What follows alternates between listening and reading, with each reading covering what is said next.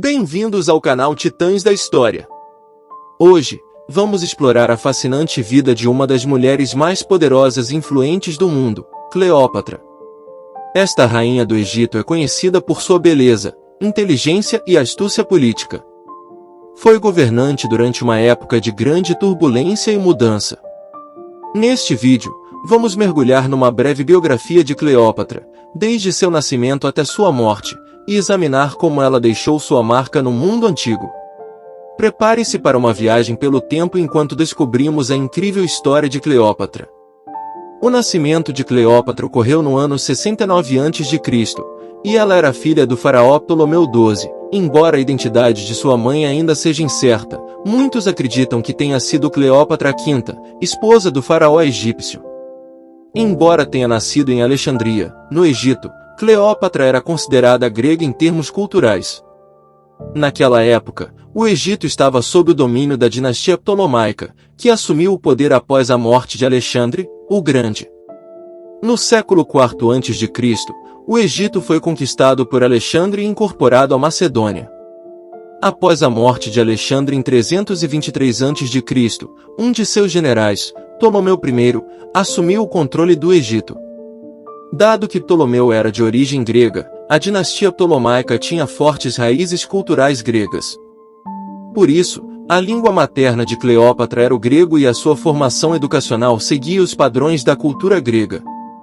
Cleópatra recebeu uma educação ampla que incluía filosofia, oratória, artes e outros campos de conhecimento.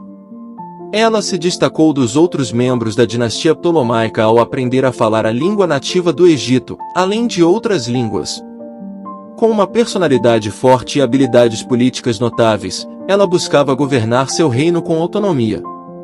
Em 51 a.C., Cleópatra assumiu o trono do Egito após a morte de seu pai, encontrando um país cheio de problemas financeiros que haviam sido causados por ele, além da constante ameaça de ser anexado ao território romano. Para que Cleópatra governasse o Egito, era necessário que ela se casasse com um homem. Supõe-se que ela foi forçada a se casar com seu irmão, Ptolomeu XIII, que então se tornou co-governante do Egito.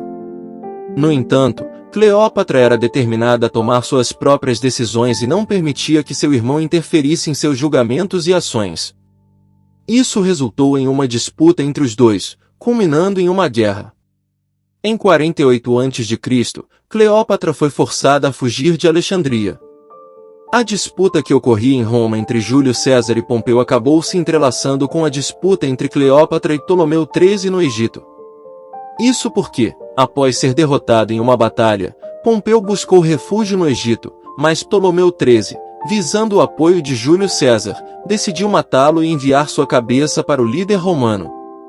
Júlio César tentou mediar uma solução pacífica, sugerindo que Cleópatra e Ptolomeu XIII governassem juntos, mas isso foi rejeitado pelo último.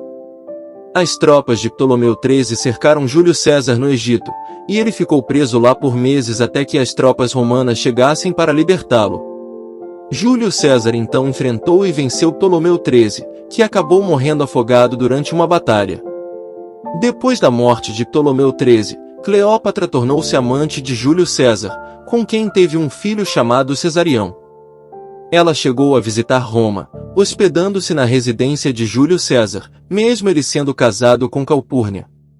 O caso amoroso entre Cleópatra e Júlio César não era bem visto pelos romanos. No entanto, em 44 a.C., Júlio César foi assassinado, e Cleópatra teve que voltar ao Egito, onde descobriu que seu filho com César não havia sido escolhido como o principal herdeiro do ditador romano. Após o assassinato de Júlio César, que fazia parte do primeiro triunvirato romano com Crasso e Pompeu, um segundo triunvirato foi formado, composto por Marco Antônio, Otávio e Lépido. Inicialmente, os membros do triunvirato buscaram vingança pela morte de César e iniciaram uma intensa perseguição a Cássio e Bruto, os idealizadores do crime. Depois de concretizarem sua vingança, Marco Antônio assumiu o controle do Egito e de outras províncias do Oriente. Ele se estabeleceu em Tarso e enviou convites para que Cleópatra se encontrasse com ele. Ela compareceu posteriormente, e logo após serem apresentados, Cleópatra e Marco Antônio tornaram-se amantes. E isso ocorreu em 41 a.C. O casal formado por Marco Antônio e Cleópatra permaneceu unido por mais de 10 anos, e durante esse período, eles tiveram 3 filhos, Alexandre Hélio, Cleópatra Selene II e Ptolomeu Filadelfo. O relacionamento entre Marco Antônio e Otávio começou a se deteriorar em 40 a.C., e se tornou ainda pior posteriormente, quando Marco Antônio decidiu romper com Otávia e se casar com Cleópatra.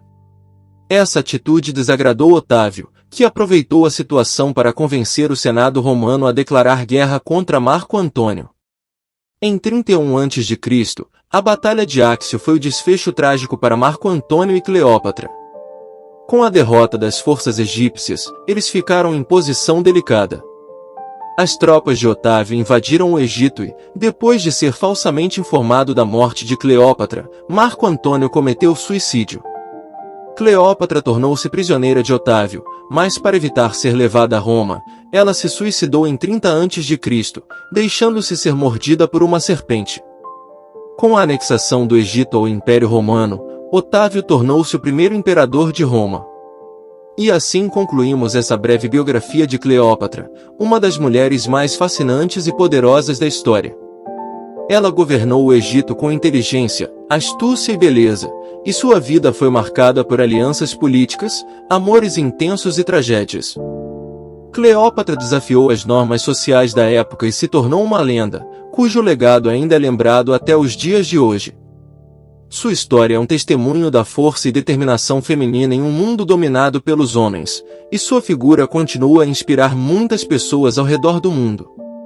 Que a memória de Cleópatra permaneça viva para sempre, como um exemplo de coragem, inteligência e liderança.